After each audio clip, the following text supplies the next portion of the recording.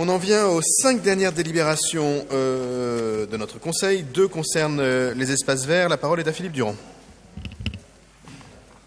Oui, il s'agit de 12 associations gestionnaires pour l'ensemble de la ville de Paris, des jardins partagés. C'est dans le cadre de l'appel à projet Main verte relatif à la permaculture et au compost pour cette année. Donc ces appels à projets permettent de subventionner des améliorations dans les jardins partagés actuellement existants. Pour mémoire et rappel, il y en a 117 à Paris, dont 8 jardins partagés solidaires et 21 d'entre eux dans des parcs chez les bailleurs sociaux. 96 de ces jardins partagés adhèrent à la charte Main verte et sont des lieux de vie qui permettent, outre la végétalisation et le développement de la biodiversité, de recréer aussi du lien social. Alors l'appel à projet de cette année 2016, il concernait principalement la permaculture, qui est un fonctionnement de la nature qui permet le développement d'un écosystème productif, c'est-à-dire qu'on fait de la diversification au niveau culture, au niveau végétal, et les différentes cultures se renforcent les unes les autres. Le compost, tout le monde maintenant en a entendu un peu parler, c'est un moyen de valoriser les déchets du jardin ou les déchets ménagers pour produire un engrais naturel qui favorise la production végétale. Alors, sur le 18e arrondissement, ça concerne 2 associations. La première, c'est l'association Allage, qui gère un jardin partagé, le Jardin de l'Univers rue Polonceau, dans un espace bâti de Paris Habitat. Et donc là, c'était la mise en place d'un compost et d'un système de culture verticale pour le jardin solidaire L'Univers, pour un montant de 1 500 €.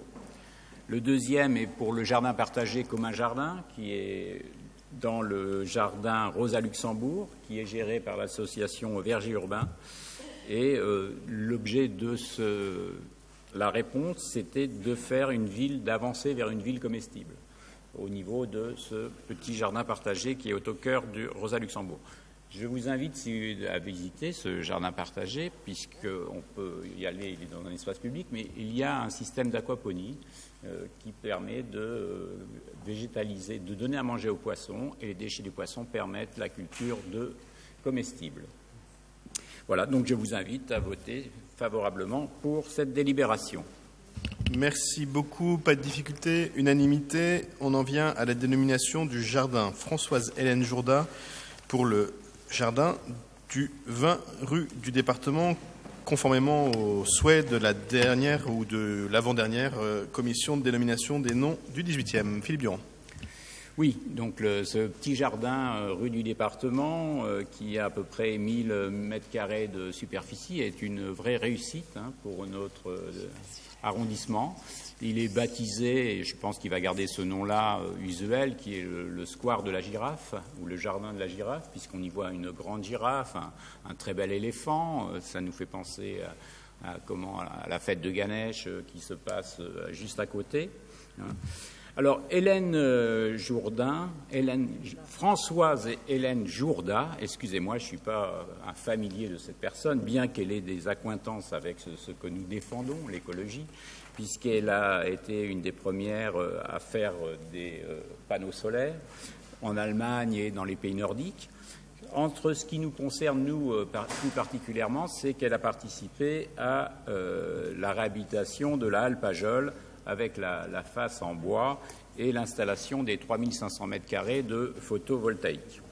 Alors il y a une petite particularité par rapport à donner son nom à ce jardin de la girafe, c'est que Françoise Hélène Jourda est décédée récemment. Elle est décédée en mai 2015 et normalement, on ne peut donner un nom à une personne, enfin à un lieu, un jardin, à une place, etc., que si la personne est décédée depuis plus de 5 ans.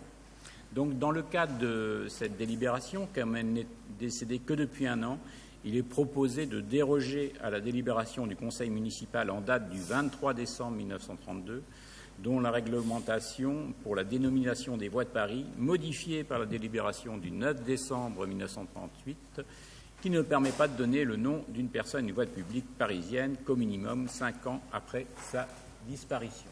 Donc, dans cette délibération, il y a cette petite dérogation que je vous encourage à voter. Merci beaucoup. On est nombreux ici à avoir connu Hélène Jourda et avoir fait beaucoup de visites avec elle de ce qui était une de ses œuvres assez importantes qu'elle a à Alpajol, même s'il y a encore des petits sujets de détails, un peu plus que de détails qu'il faut revoir, mais c'est normal qu'on est dans un aussi gros projet. Donc moi je suis très heureux qu'on ait l'occasion de donner son nom à ce jardin, même si, comme le disait Philippe Durand, la réalité c'est que ce jardin a déjà un nom d'usage et au fond il le gardera et il restera le jardin de la Girafe pour les centaines et les centaines d'enfants qui en bénéficient. Mais Hélène Jourda aura son nom et tous ceux qui connaissent son œuvre ne pourront que s'en réjouir. Pas de difficulté. Unanimité, je vous remercie.